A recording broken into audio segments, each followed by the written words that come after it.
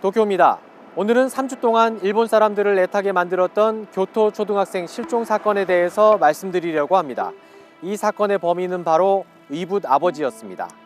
실종됐던 11살 유키군의 시신이 발견되면서 수사가 급물살을 탔고 결국 경찰이 계부를 추궁한 끝에 자백을 받아냈는데요. 사실 사건의 핵심 용의자가 계부라는 사실 말고는 밝혀진 게 없었습니다. 死体遺棄事件の被疑者として足立優樹37歳男性を通常逮捕するとともに捜査本部を設置の上本件の全容解明を図ることに。 유키군의 시신이 발견되기 전 여러 번 옮겨진 이유, 살인 동기와 공범 유무, 사망 원인 등이 남은 의문점이라고 말씀드렸는데요. 이제부터 새로 드러난 사실을 하나씩 말씀드리겠습니다. 우선 경찰은 시신 발견 직후 정밀 부검을 실시했는데도 사망 원인을 특정할 수 없었다고 했습니다.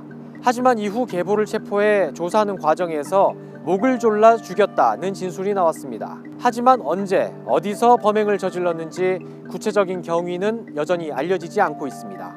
그런데 계부 체포 이틀 뒤 경찰이 자택 근처 공중화장실과 그 뒤쪽 개천을 조사하는 모습이 목격됐습니다. 관광버스 이용객들이 많이 사용하는 곳인데 밤에는 인적이 아예 없는 곳이라고 합니다.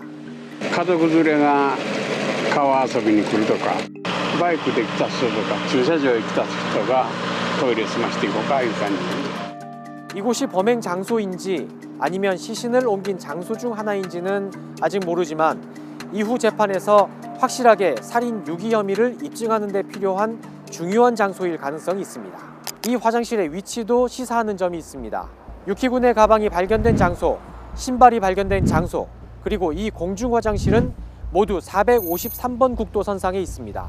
특히 공중화장실은 자택에서 2km 떨어져 있고 차로는 5분 거리입니다. 왜 유키군의 소지품이 여기저기 흩어져 있었는지 의문이었는데 계부가 수사에 혼선을 주기 위해 차로 이동하면서 각기 다른 곳에 버렸다는 추정에 무게가 실립니다. 특히 가방이 발견되기 하루 전에 비가 왔었는데 가방은 젖어 있지 않았습니다. 사후에 누군가에 의해 버려졌다는 거죠. 더 나아가 만일 시신이 처음 유기한 장소가 이 국도선상에 있었다면 자신에 대한 의심을 피하기 위해 시신을 이동시켰을 거라는 추정도 가능합니다. 다음으로 계부의 자백을 어떻게 받아냈느냐 하는 부분입니다.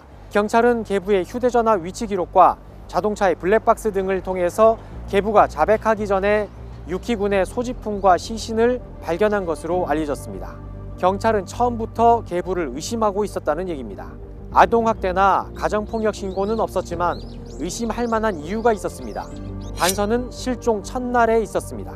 지난달 23일 계부가 유키군을 학교에 바래다 줬다고 한 시간은 오전 8시쯤이고요. 학교에서 친모에게 유키군이 등교하지 않았다고 알린 시간은 오전 11시 50분쯤입니다. 그런데 학교에서 이 사실을 친모에게 알리기 전에 계부가 자신의 지인에게 아이가 없어졌다고 전화를 했던 사실을 경찰이 알아낸 겁니다. 경찰이 차 블랙박스를 조사해보니 실종 당일 영상 일부가 삭제돼 있었고 계부가 자신의 휴대전화로 블랙박스 영상 녹화 중지 및 삭제 방법과 시신 유기 방법 등을 검색했던 사실도 추가로 확인됐습니다. 여기서 중요한 건 검색 시점과 범행 시점의 선후 관계가 될 것 같습니다. 만일 범행 전에 시신 유기 방법을 검색했다면 계획범죄가 될 수 있고요. 검색 시점이 범행 이후라면 우발적인 범죄 가능성도 따져봐야 하기 때문입니다. 마지막으로 범행 동기입니다. 사건의 실체에 한 발씩 다가가고는 있지만 여전히 왜 유키군을 죽였는지 그 이유는 알려진 게 없습니다. 말씀드린 것처럼 학대나 가정폭력 신고도 없었습니다.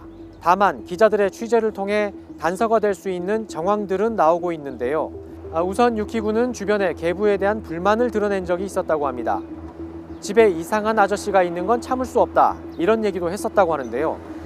두 사람의 관계가 원만하지 않았고 갈등이 있었을 거라고 추정해 볼 수 있는 대목입니다. 지난해에도 이상한 일이 있었다고 하는데요.